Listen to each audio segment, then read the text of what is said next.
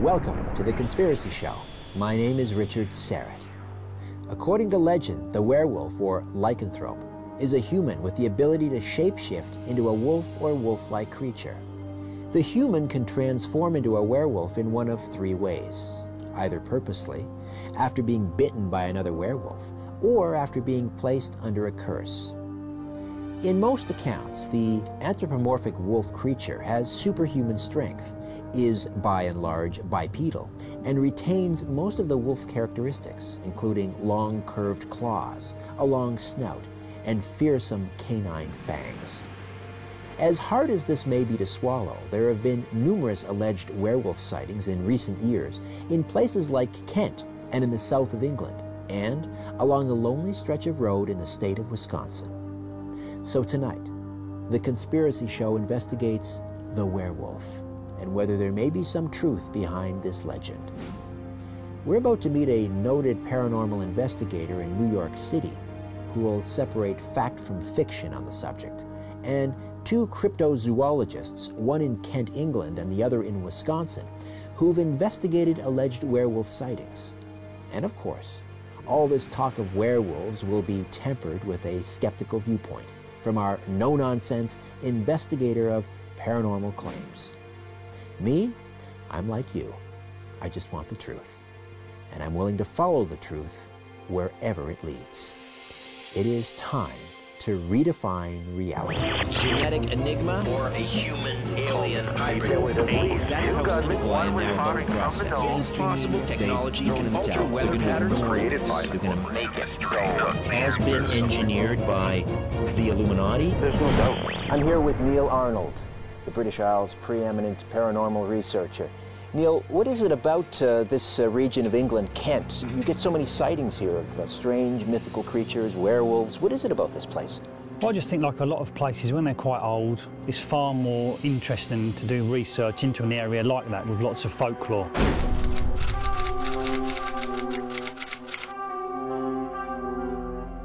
Neil, what's your definition of a werewolf? I believe there's several kind of definitions. Mainly, of course, people see a werewolf as being something akin to the stuff you'd see in movies, these bipedal creatures with a very long sort of muzzle. But I believe it's something that goes back, similar to vampires, possibly since the dawn of man, whether it's a shape-shifting type of being or some kind of sort of paranormal manifestation, possibly something more to do with the human psyche, possibly. What do witnesses typically report seeing? Generally, and it seems to be all across Britain, is that people are seeing a figure that is sort of usually bipedal, covered in shaggy fur, usually with a long muzzle, or some type of what they describe as man-beast. But of course, in the UK, it seems very unlikely we could have any type of unknown animal, so it seems that it's to do with, or a product of the human psyche. Linda Godfrey is the author of The Beast of Bray Road, Hunting the American Werewolf, and Monsters of Wisconsin. Linda, welcome to The Conspiracy Show. Thanks for having me.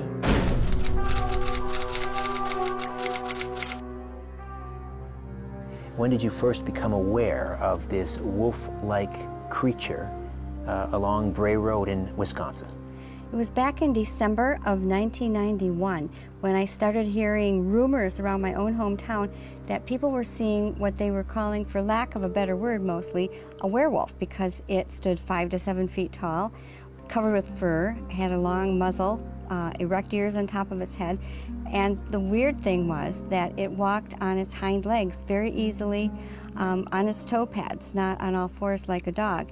And the thing that made me decide to tell my editor I think we should write a story about this was that they weren't acting like hoaxsters. They were phoning our county animal control officer and telling him about it and saying, I saw this thing. I don't know what it was, but if there was such a thing as a werewolf, this would be it. And so then our county animal control officer, when I paid him a visit, showed me a manila file folder that he had labeled werewolf. So when you have a county official with a file folder marked werewolf, that's news in anybody's book. What did your editors at the newspaper say when you told them you wanted to write a story about this? Well, they were, luckily it was sort of a slow news time, And they thought that it would be a fun local interest story and that everybody would have some fun with it for a few weeks, and then it would die down. But instead, within a couple of weeks, Inside Edition came out and did a half-hour piece on it. I was getting calls from all over the country and letters from people saying, this is no joke, I saw this thing, or my dad saw this thing, it's real. And I was shocked to learn that these creatures are seen all over the United States and the world, not just on one little isolated road in Wisconsin. Rosemary Ellen Guiley is a paranormal investigator and the author of the Encyclopedia of Vampires and Werewolves. Rosemary, welcome. Thank you, Richard.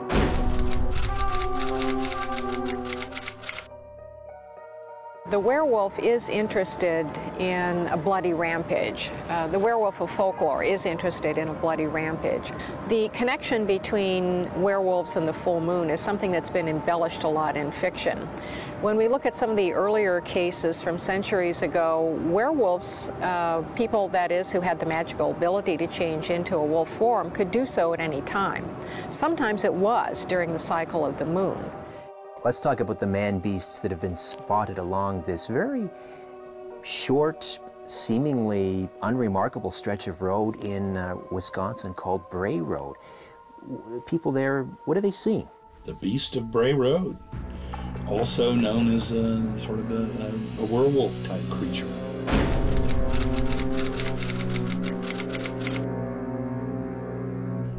The werewolf is an interesting idea and is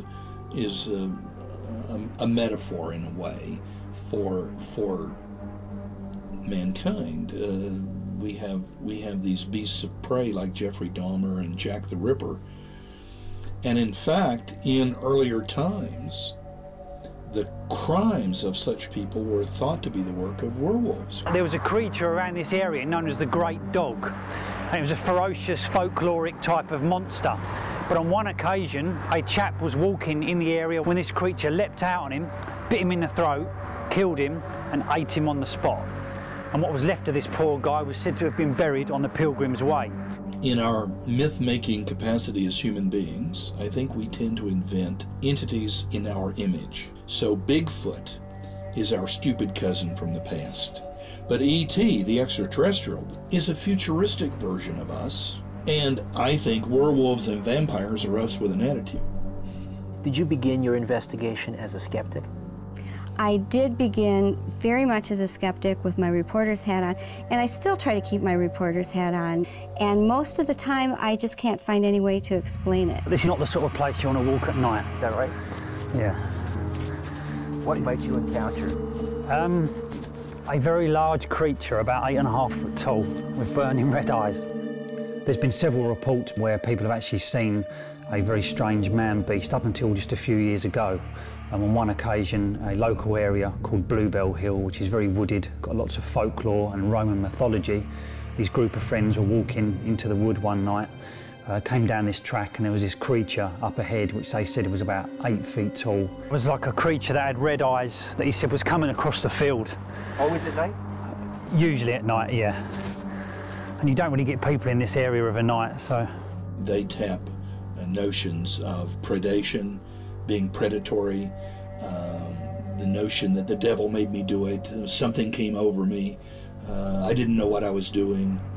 It's all about us. We're making a mythology about us. The girl that see one in 2008 as it was crossing a road, and she said she crashed a vehicle, broke her arm, and she just said that she struggles to sleep at night now. Nobody really takes her serious as to what she's seen. Most encounters happen in automobiles. They're driving down the road, and the people are pretty safe.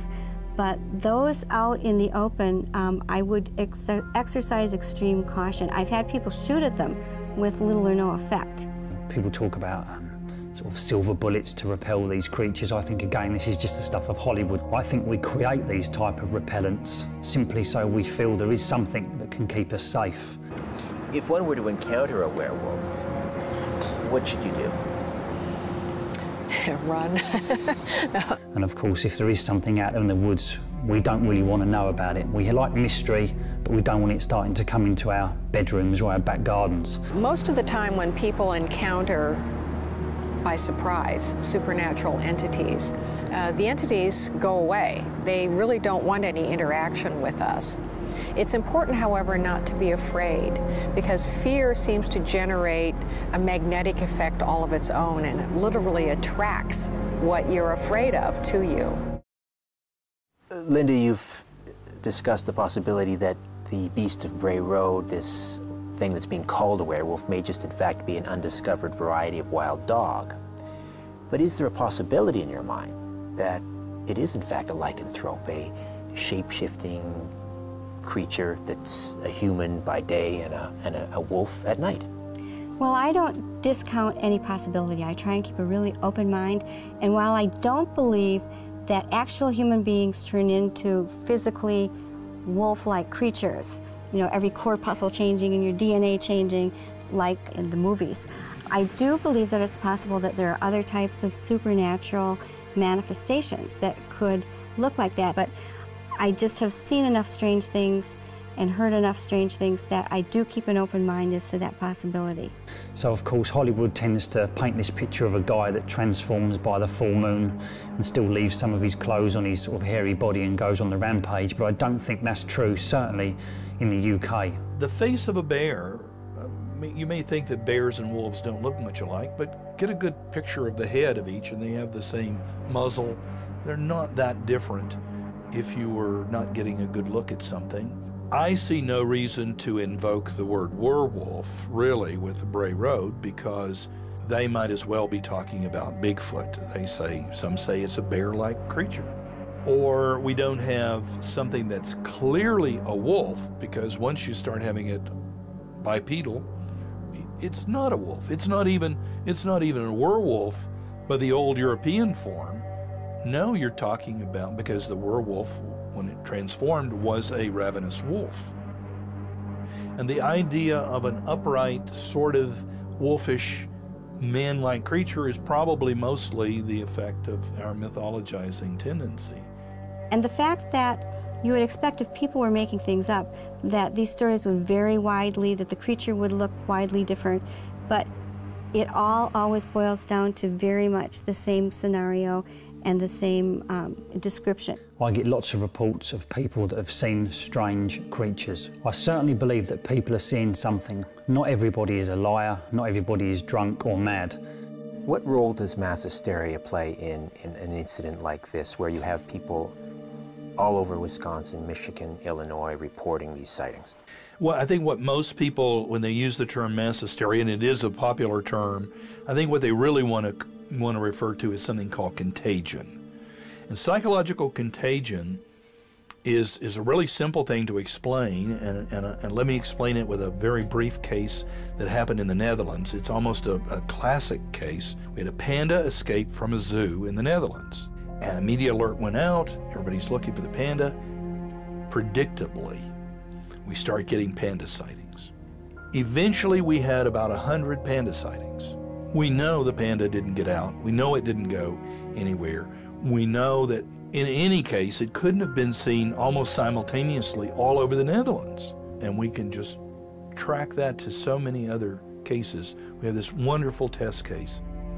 I don't think that mass hysteria fits this case very well, because many times people never heard that there was such a thing before, and then they just years later will chance to come across one of my books, or somebody will recommend me to them, and they're like, oh, thank goodness there are other people who have seen this, you know.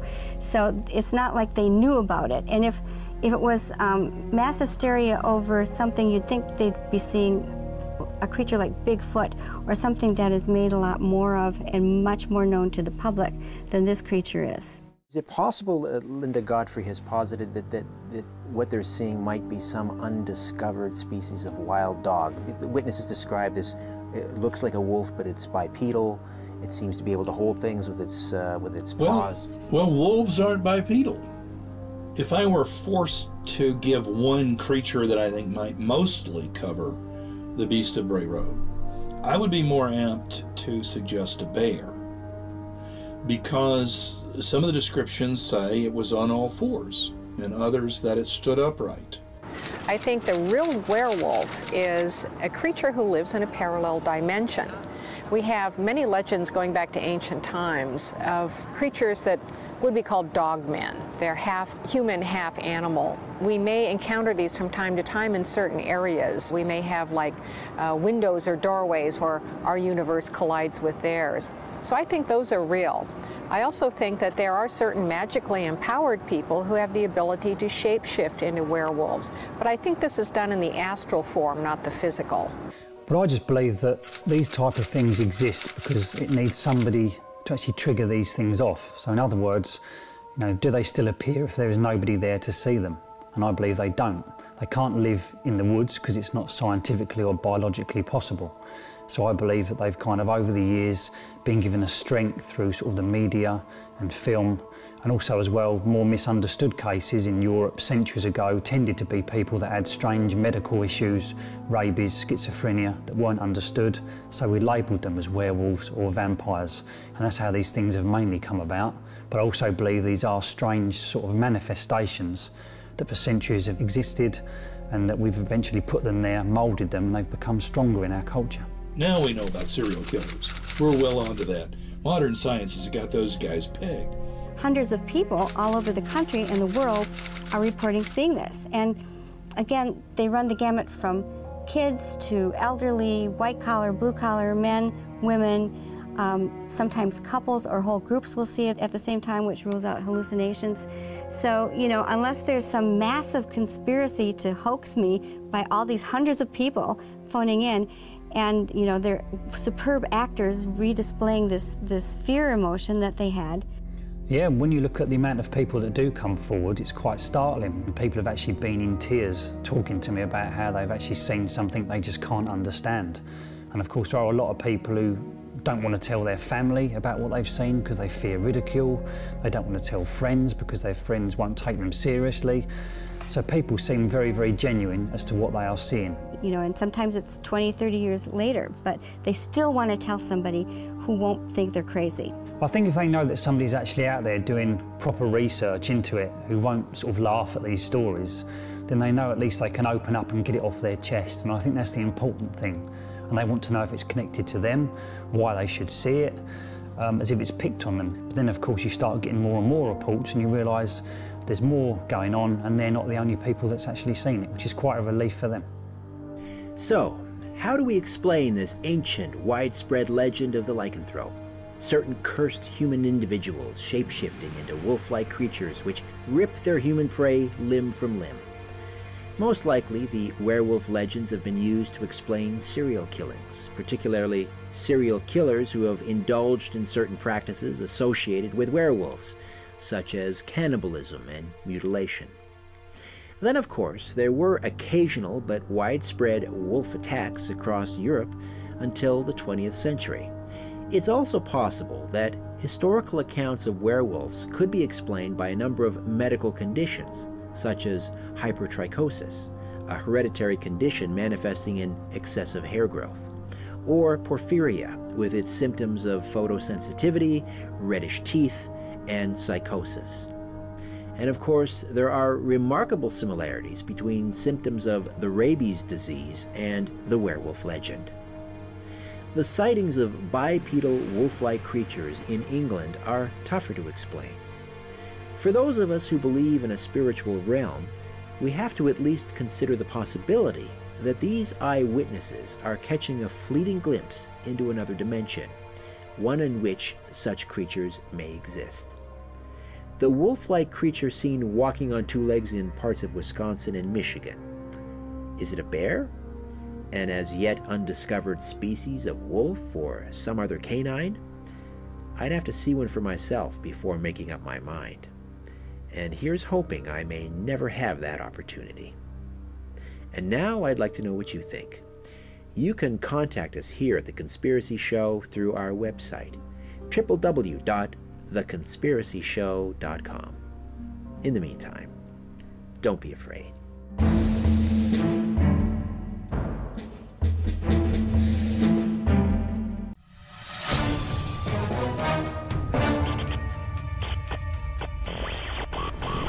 Welcome to The Conspiracy Show. My name is Richard Syrett. Behind every legend or myth, there is often a kernel of truth. So what of the legend of the vampire?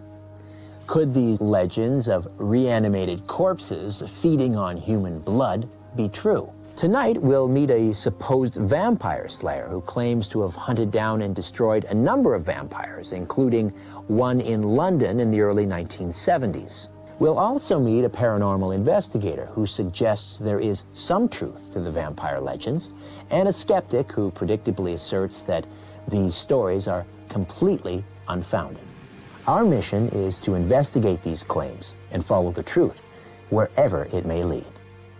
It's time to redefine reality. Genetic enigma or a human alien hybrid? There was at least two gunmen. One was firing from the nose. Is it possible technology can alter weather patterns Created by the make it has been engineered by the Illuminati? There's no doubt.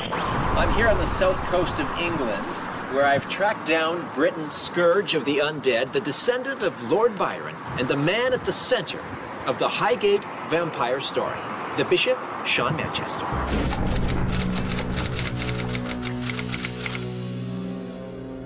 Bishop Manchester, how did you become involved in the Highgate Cemetery vampire case? Well, in the early months of 1967, two 16-year-old students were travelling home after a party of some sort and went past the north gate of the Western Cemetery. And as they did so in the dark hours, they witnessed what they believed to be a body, one of them said bodies, rising from the grave.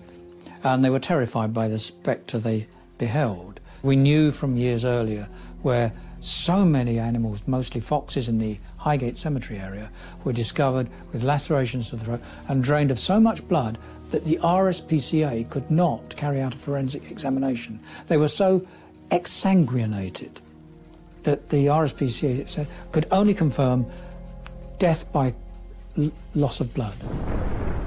Rosemary Ellen Guiley is a paranormal investigator and the author of the Encyclopedia of Vampires and Werewolves. Rosemary, welcome to The Conspiracy Show. Thank you, Richard.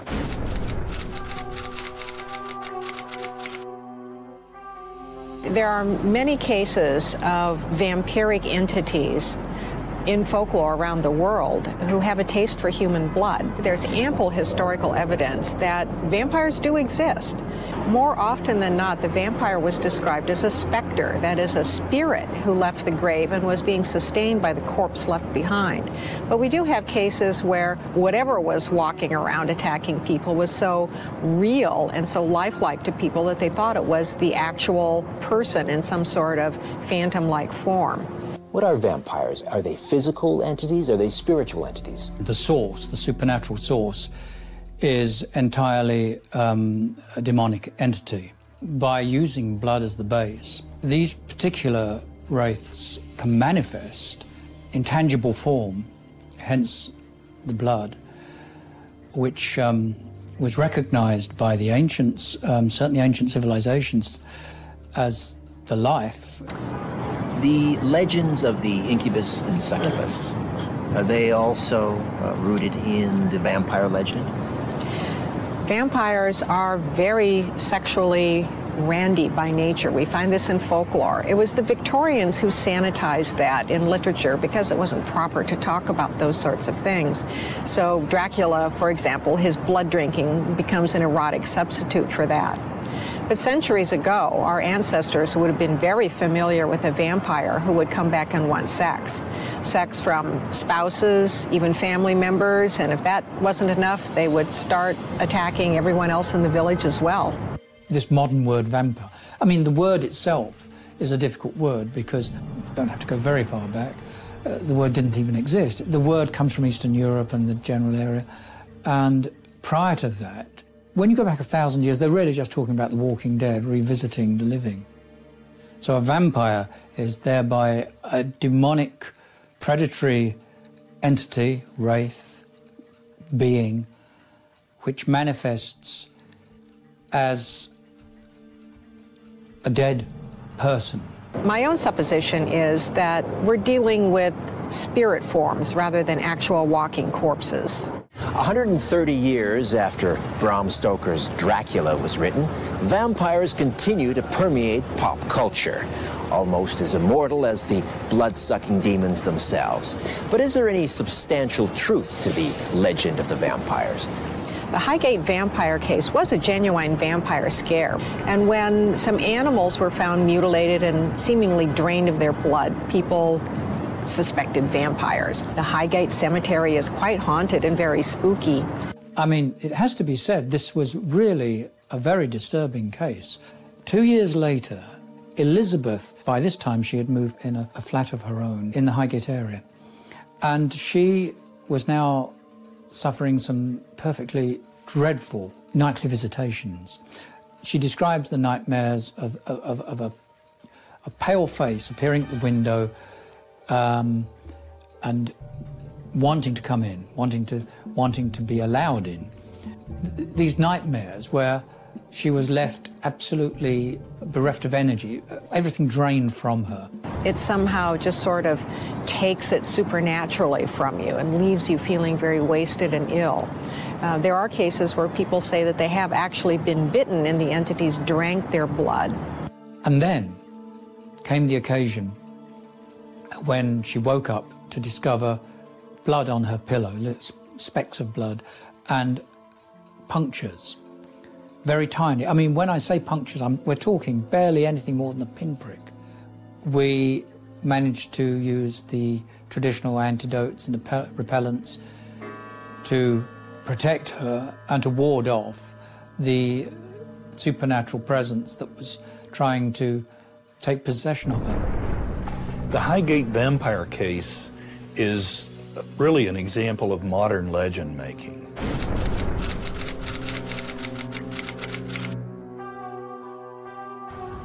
Let's talk about the Highgate vampire incident. Well, the Highgate case is, if we just took the word vampire out, it was a real case.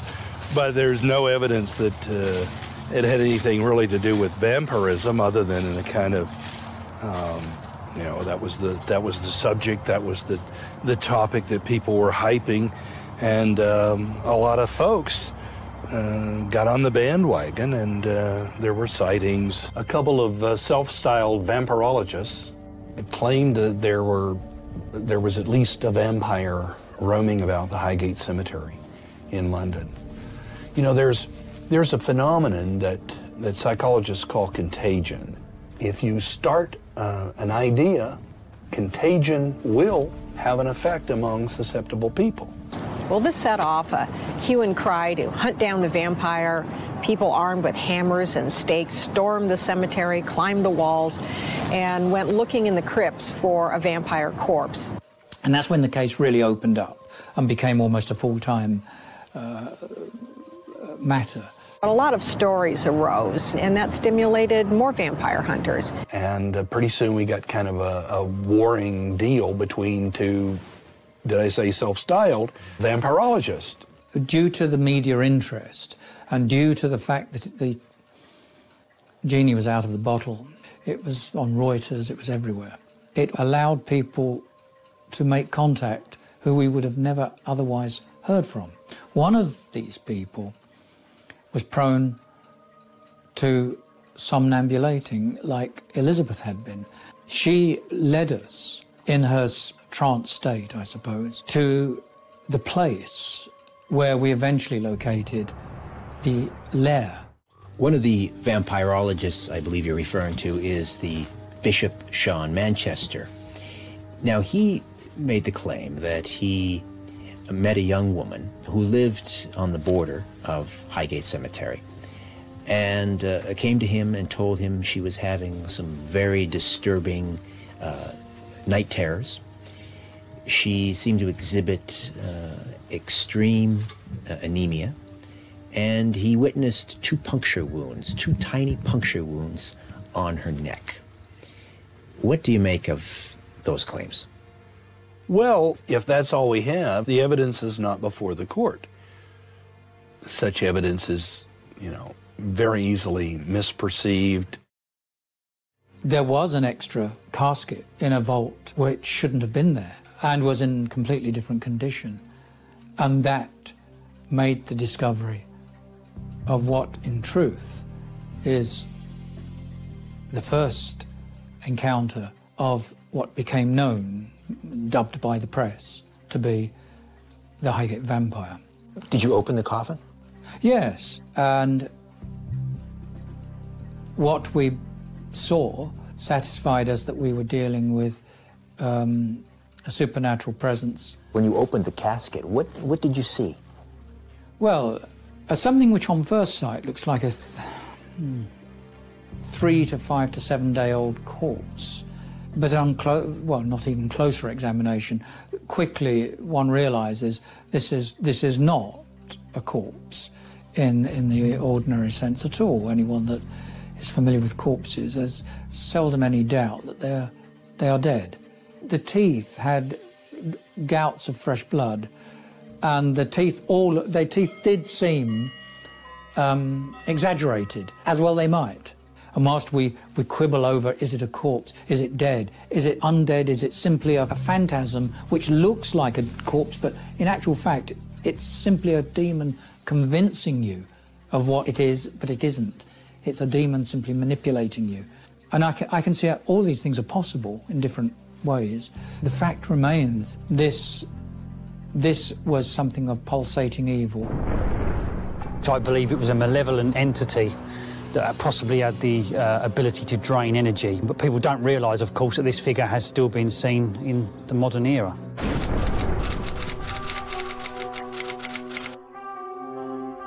These figures were said to be demons which were said to inhabit the souls of the dead. They make for good stories. What about other vampire legends in England? There's several. There was one from Scotland several decades ago called the Werewolves vampire. This was in parts of Glasgow where children were reporting this iron-toothed creature that was attacking children. Again, people believe it was just a product of hysteria.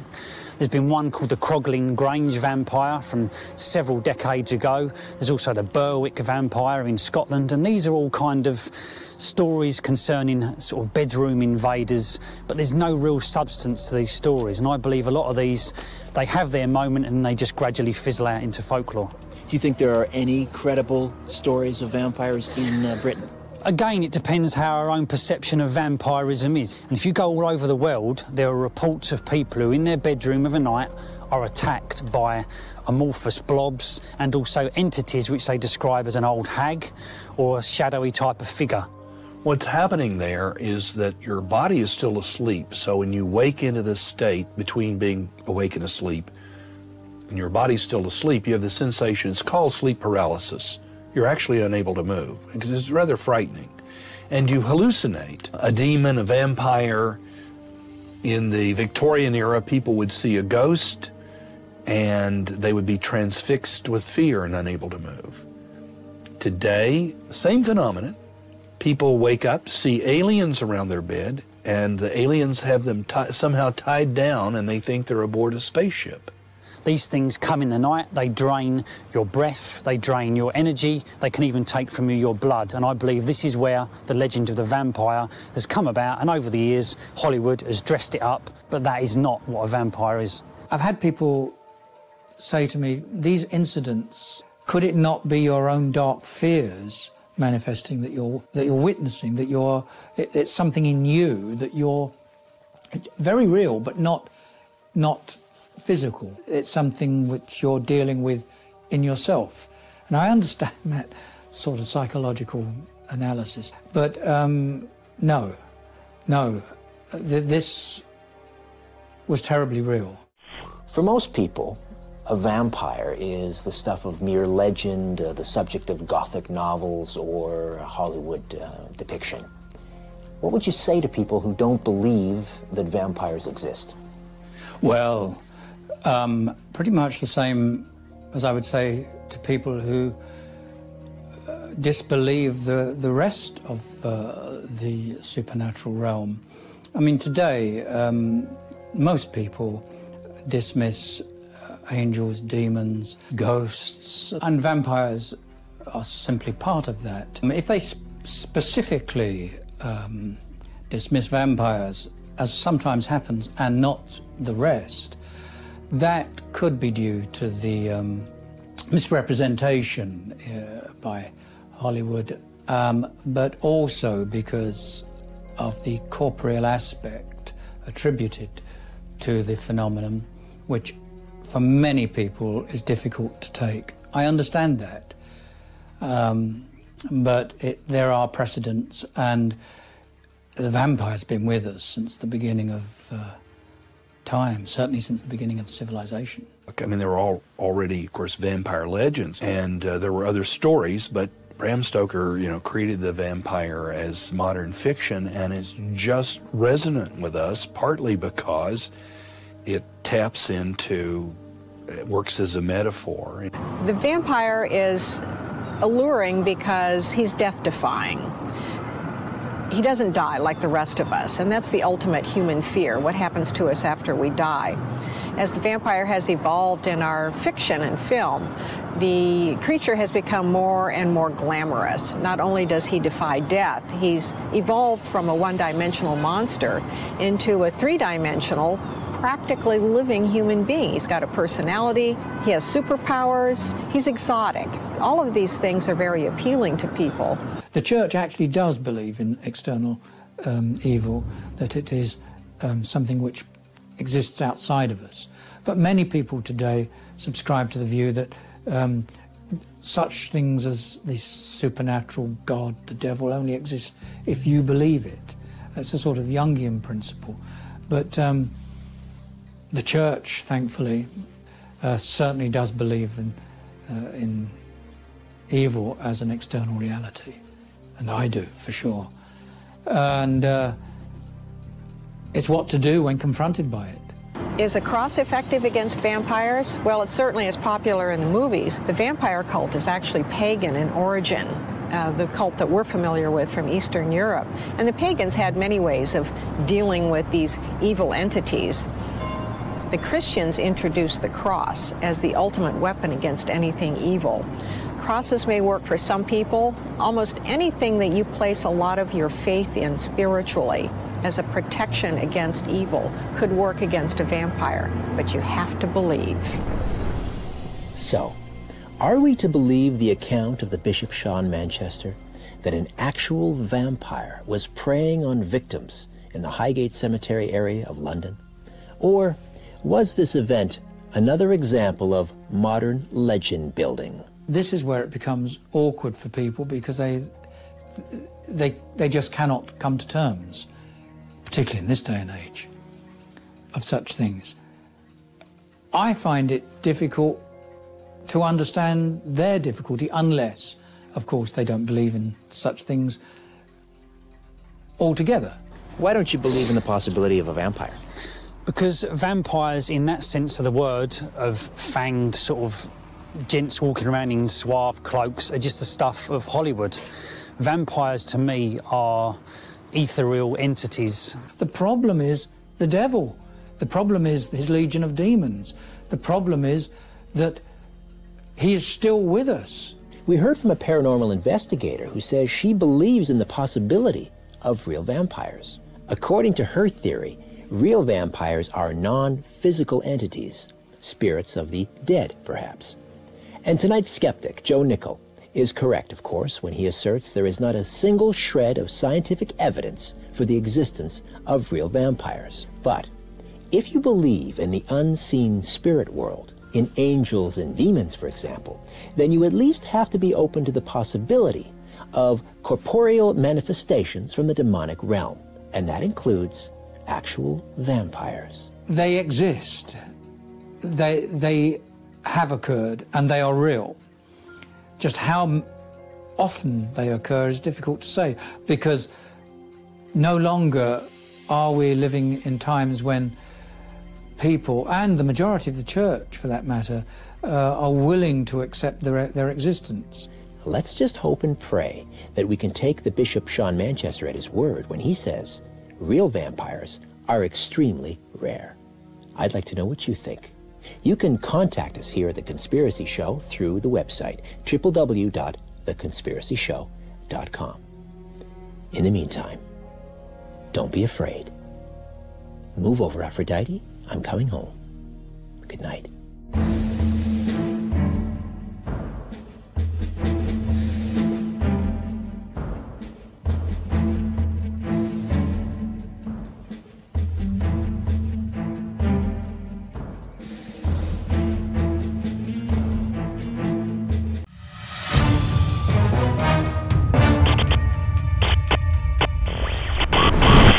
Hi, welcome to The Conspiracy Show.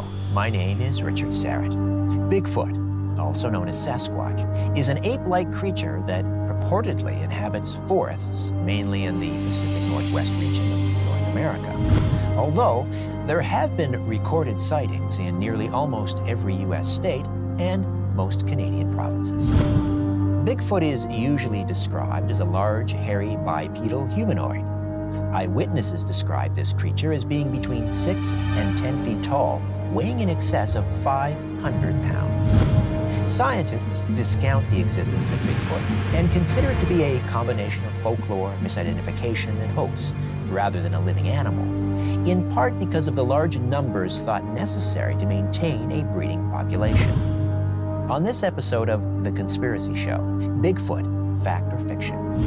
We're about to meet several cryptozoologists who maintain there is a mountain of physical evidence found every month in various areas across the country. Distinct tracks that do not match other animal tracks, hairs that match each other but no known wild animals, and large scats that could not be made by any known species are all physical evidence. And of course, there is the Patterson Bigfoot film. Among Bigfoot researchers, it is definite proof. Among skeptics, a clever hoax. Me? I just want the truth, and I'm willing to follow it wherever it leads. Friends, it is time to redefine reality. A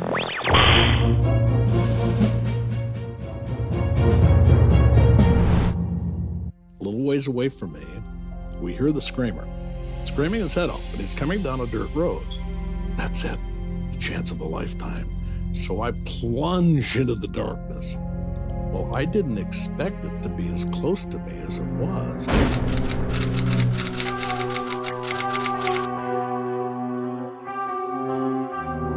Couldn't see much, but what I did see was this had 2 arms, 2 legs, a head, and a body, and looked very typical Sasquatch. It had no neck, it was big, had to be 9 feet at least, or more. Suddenly seeing it, I get out my camcorder and start rolling tape, but you never know what you're going to do. You might just panic and run away.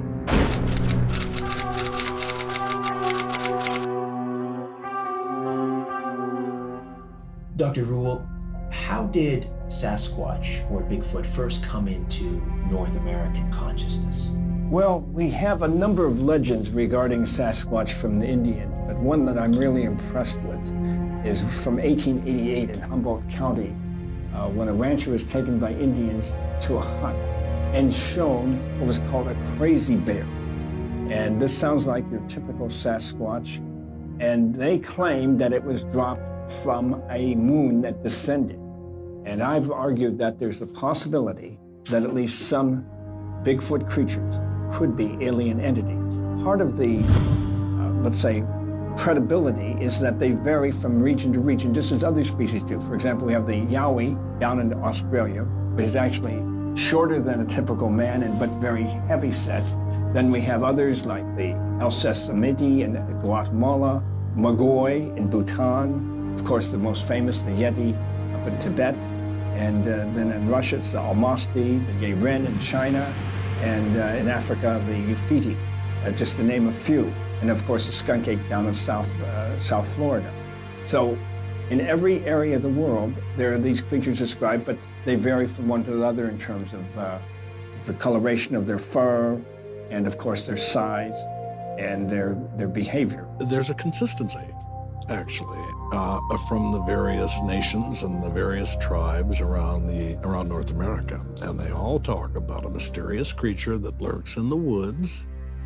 And a few of them attribute frightening stories to some of them, but I think a lot of that was just a way of controlling the kids. You know, don't go into the woods by yourself. And I snapped awake. It woke me up. It was so powerful. I said, wow, that was, one of those dreams, just like real. But then I could still hear these footfalls, maybe 50 foot, 60 foot out in front of me, kind of clearing, but right on the edge of the brush. And I saw a huge black mass walking in front.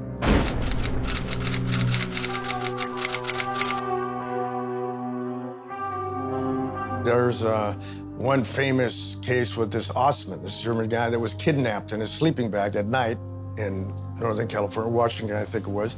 And, but, you know, didn't hurt him at all. People in Bhutan, they said the Mogoi has actually kidnapped female. I'm a little suspicious of this, that this is an exaggeration, but the fact that we have report after report from around the globe argues that these creatures may well exist. Let me get you to comment on the Patterson film. It's probably been the most scrutinized piece of film since the Zapruder film. Yeah. What do you see when you look at that footage? What I see there is incomprehensible, man. I stayed out of that whole milieu almost from the beginning because everybody and his uncle was on top of it. And I knew all the people involved. I was even contacted at one point by a detective who claimed he had definite proof it was all a hoax. That film's been analyzed and looked at by, as you know, so many people and worldwide, all over the place, and everybody's got their own interpretation what it is, and that's what really put it on the map. Now, when I went to the location, there was a Sasquatch there, no question about it. One of the tracks I have here was from that area. There's no question. Baker, who used to make all the gorilla costumes back then, it was said then, had one of his top associates analyze it, said at that time, if that was a costume, it would have cost like $10,000. I'm not 100% convinced, but this made me more convinced. It showed that it had several different muscle groups that a costume simply would not. Plus the idea that this was an entity that appeared to have breasts suggesting it was a female.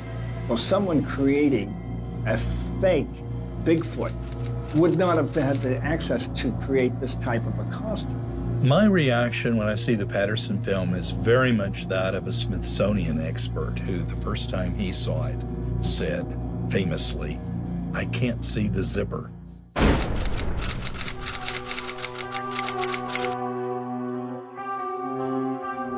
I think we're not looking at Bigfoot.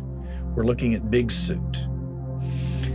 And I happen to know the man who sold that suit to Roger Patterson, along with some extra material so Roger could alter a gorilla suit and make it into a Bigfoot suit. In computer enhanced, you can see the breast. You can see there's patches of skin, you know, and it's not like a regular costume like these, you know, even now, you know, I mean, they can probably get pretty close, but 1967 was crazy. Now today, as opposed to Patterson, who didn't have CG or computer-generated effects that he could utilize, today you can fake photos, whether it be a Bigfoot or a Loch Ness Monster or a UFO, but that same technology is also advanced to the state where it can detect the CGI effects. The suit seller is a man named Phil Morris. He owns maybe America's largest costume manufactory, and he says that Roger ordered one of his gorilla suits, which were very common, very popular way back. And he ordered some extra synthetic fur. And of course, people are very impressed that this animal is a female and has these large pendulous breasts. And people say, oh, no hoaxer could fake that. You could if you had some extra fur. Up in Washington in 1981, Tom and I were in the middle of a sighting hotbed, right? We had a plan. Tom was going to do my flank. He was going to stay at one side. Pardon the gestures, but I get so excited when I talk about it. Anyway, so I'm hiding off in a location in a remote place in an alcove near a spot that Bigfoot had been seen, right? I'm bristling. I have cameras and tape recorders and everything, and I'm waiting. We see a big, huge black shadow. You can hear the footfalls, something crashing through the brush. And this particular creature liked to scream. And we heard this thing start screaming. And this when the thing yells, oh my God, it sounds like an elephant, just powerful. 1, 2 in the morning, we heard this thing screaming, and Peter said, hey, let's go after this thing. So I had this light, and he's behind me, he's trying to get it on film. And I rush into the darkness, but I didn't expect it to be standing right there. I went, And the thing was right in front of the road. So I'm getting the light, I go back, ready, hit the spotlight. When that light went on, midway through the scream, stopped. It leapt from the road and went right past Tom. crackling the woods and the tree limbs. Within, I don't know, 5 seconds, you hear the scream a half a mile behind us. So the next morning, you know, of course, woke Peter up and everything. And next morning, they had their experiences too. We checked out the whole campground, but the ground is really rock and hard. We found one print halfway in the creek and half out. Like it stepped right on the edge of the water, and you could see the toes that went in by this sand. We ourselves did not find the Bigfoot footprint. As I said, we had the one group brought us the footprint. We had other people calling us, and we were interviewing a number of those who claimed they had sighted Bigfoot. This is an exact duplicate of the actual print that is in this picture. The Bigfoot stories are riddled with hoaxes. I mean, just riddled with hoaxes. People in Bigfoot suits, people making fake tracks, and we now have a lot of confessions of a lot of very credible people that this has happened. Tom, of course, the skeptics always bring up this point. After all these years, why have we never found the body of Sasquatch? Why hasn't one been hit by, I don't know, a logging truck? Habeas corpus. Somebody's driving on some lonely highway, and some creature would run across the road, and they jump across the road, just like an athlete, an Olympic athlete, boom. So their ability is probably to get hit or accident. And then you take the other aspect of it, that attuned and that psychic in a way, and intuitive, they're gonna know when humans are even in the area and where they should go and sense and feel that presence there, particularly if there's hunters in the area as well. If there are certain abilities they possess, telepathy, then they are not easily trapped. They're not easily taken by surprise. First of all, if this is an intelligent creature, it may drag off its dead. Who knows? They could have some cave where they take them or something like that, their own type of ritual, primitive ritual that they do, you know. But we have no fossil record. We have fossil records for other animals. Bigfoot is just sort of out there for all the world like an imaginary creature. After all your years of research, have you arrived at any conclusions as to what this creature might be? That's still a question. We don't know, but I think both of us were leaning more towards a separate type of creature, this physical one. And 30 years ago in Texas, some archaeologists were uncovering some brontosaurus tracks, dinosaur track.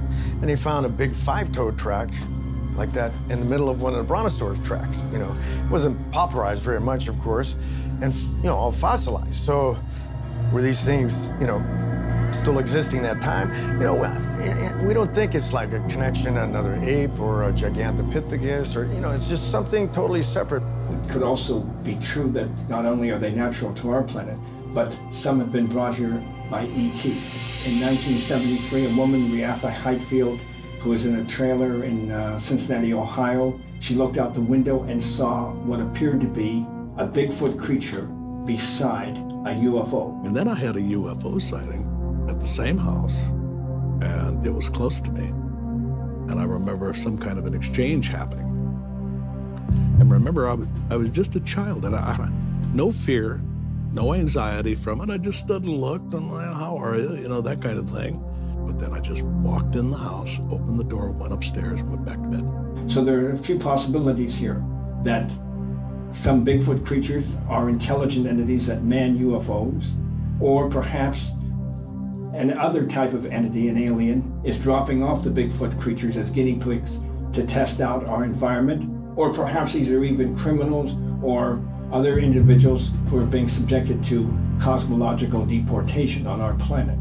Then there's this third type that seems like very paranormal.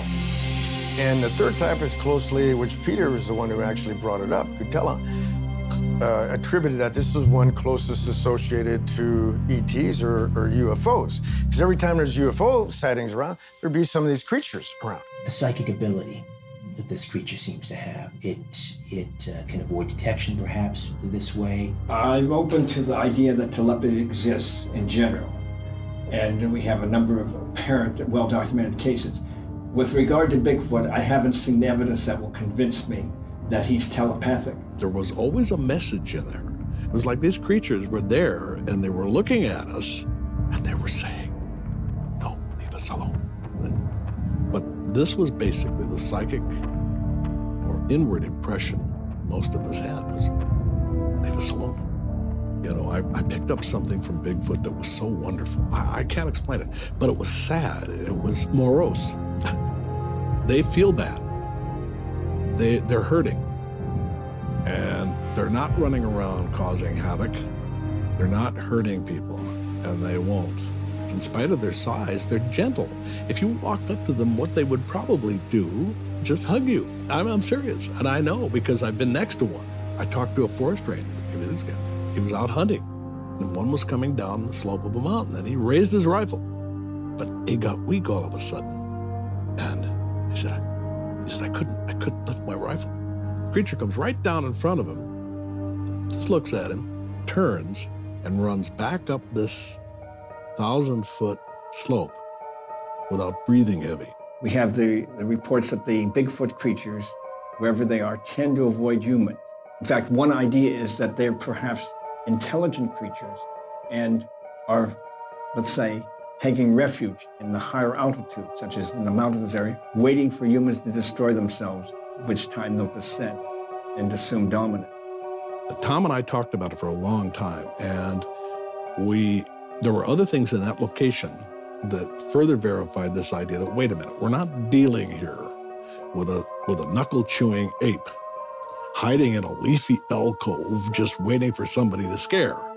Another interesting thing, it seems like wherever there's a lot of UFO sightings or Bigfoot sightings, paranormal sightings, there's like portals around, or where the telluric or ley lines, you know, of the Earth's magnetic field maybe cross somehow, and they warp the time and space in there. And maybe they're popping in and popping out, and makes maybe the, a theory is maybe a doorway, a little open doorway between dimensions that way.